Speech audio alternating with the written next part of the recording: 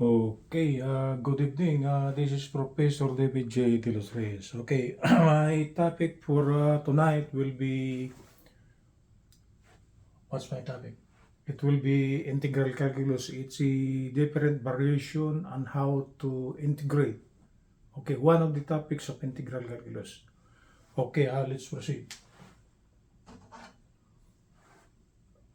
This is integral calculus, long video format. This is Professor David J. De Los Reyes. We got a problem here. The problem says evaluate the integral of the quantity x natural log of x plus 4 over x cubed closed quantity dx and what will be equal to. Uh, we are given an integral. It is in the form of a fraction which is a natural logarithm of x plus 4 over x cubed. This is multiplied by the x. So all the variables are x, so supposedly that will be the correct one, right? There are no mix-ups, okay? The problem is asking what will be the equivalent of this if we try to evaluate. Okay, let's try to bring out the solution. The solution, I say it, the solution should be integration by parts. There might be some other form of solution, but what I will present for tonight will be solution using integration by parts. Integration by parts. Integration by parts is if we try to recall the formula and how to take the integral of integration by parts, it will be of the form the integral of u dv, and this should be equal to ub minus the integral of b du. It is of the form the product of u and dv, so if we try to evaluate, it will be ub minus the integral of b du.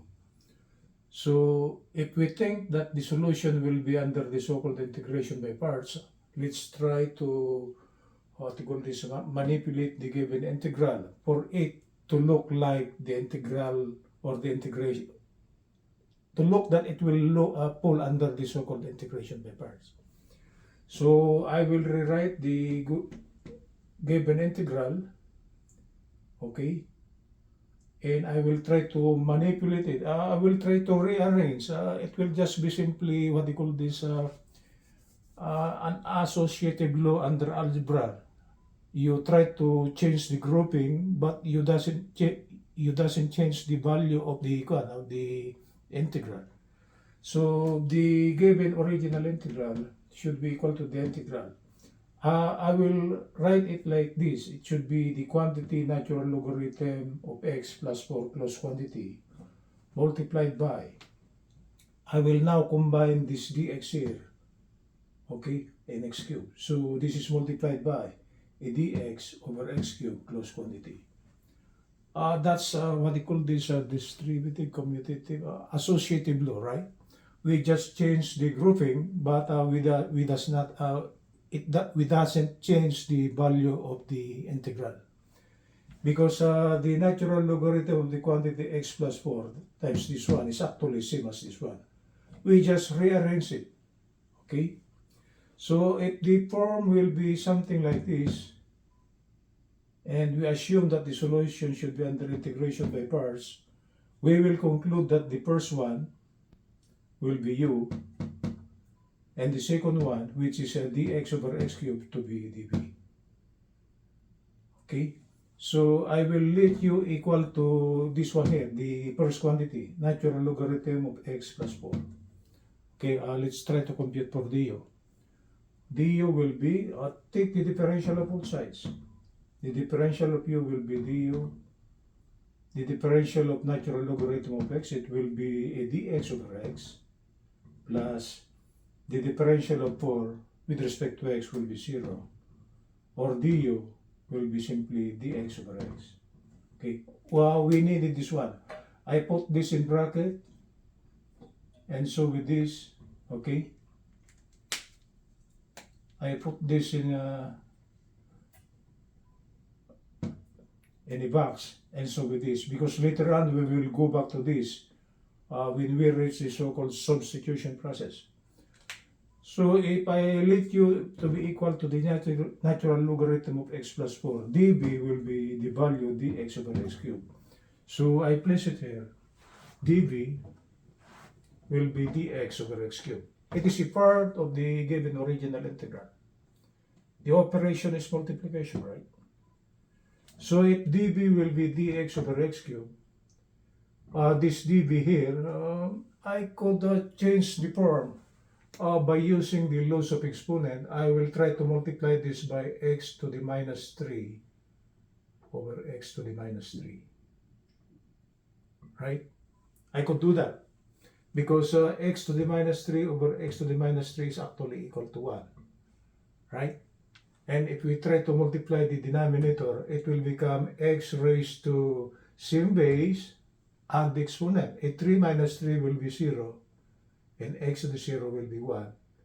So after the multiplication of this, the denominator is now gone. So what will remain on the numerator will just be simply x to the minus 3 is actually the quantity x raised to minus 3 times the x. Okay? Then to compute for b, we must have to integrate both sides. Right? So the integral of dv, okay, should be equal to the integral of the quantity x raised to minus 3 times dx. And this is under the power formula, obviously. Where the value of u, under the power formula, the value of u is the one inside. It is x. And du is actually dx. And this is exact. So if we try to integrate this will be under the power formula. So b now, the integral of the differential of b will be b, should be equal to x raised to minus 3 plus 1 over minus 3 plus 1. Or this will become minus 3 plus 1 is actually minus 2, right? And minus 3 plus 1 is actually minus 2. Minus 2. So it will become, the overall sign of b now will be negative 1 over 2. Then we will bring down this 1. Or we just multiply this by x squared over x squared. Right? Again, we use the laws of exponent. X raised to minus 2 plus 2, it will become x raised to 0, or that will be 1. So after the multiplication of x squared over x squared, the numerator will just be simply 1. That is 1. But this is negative, so this will be negative 1 over 2. The bottom portion will be 2x squared. This is 2x squared. So b is actually negative 1 over 2x squared. Or actually, you could place the sign here under the sign of the whole fraction. It doesn't matter. So if I will try to bring out the solution now, the given integral of the natural logarithm of x plus 4 over x cubed times dx should be equal to, we will follow this. It will be ub minus the integral of b du. So we need the value of u and the value of b. We know the value of b and du. That's why I put this in bracket in a box and so with this to here. So when I will try to go back to get the values, I will not make a mistake seeing it, right? The value of u is the quantity natural logarithm of x plus 4 close quantity. And the value of b is actually negative 1 over 2x squared. Negative 1 over 2x squared. The operation is multiplication minus the integral. The value of b is negative 1 over 2x squared. And the value of du is actually dx over x. Right? So this is dx over x. So if we try to simplify this one, I will put this ahead, negative 1 over 2x squared times the quantity, natural logarithm of x plus 4 close quantity. This is, let's try to take the sign of the second term. A negative, and a negative, this will now be plus. There will be a coefficient 1/2, we bring it out. Okay? And the bottom portion, it will become a dx over x cubed. Then I will try to raise that one is minus 3 over x minus 3. right? So the denominator will become 1 after raising this. So what remains on the integral will be the integral of x raised to minus 3 times dx. And again, this is under the power formula, where the value of u is x and du is equal to dx. It is exact, right? So if we try to simplify, this will be negative 1 over 2x squared times the quantity natural logarithm of x plus 1. I just rewrite the first one. This is now plus. So this falls under the power formula. So x raised to minus 2, which is minus 3 plus 1 over x minus 2. Or if we try to combine these two now, there is a common factor, negative 1 over 2x squared. We bring it out, right? So for the first one, what remains inside will be natural logarithm of x plus 4. Okay, we bring out negative 1 over 2x squared. So what remains inside is actually negative 1 half. And 4 minus 1 half is actually, how many? It will be, okay, 3.5, right? This is times 1 half times 2 over 2. So this will be 8 minus 1 over 2, or this will be 7 over 2. 7 over 2 is 3.5. So this will be 3.5. This is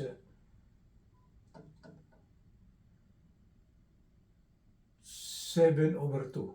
It should be 7 over 2, right? So the final answer will be negative 1 over 2x squared times open bracket natural logarithm of x. 4 minus 1 half is 3.5 because 7 over 2 is 3.5. This is natural, what remains inside will be natural logarithm of x plus 7 halves close bracket plus 3. Okay, that's our final answer.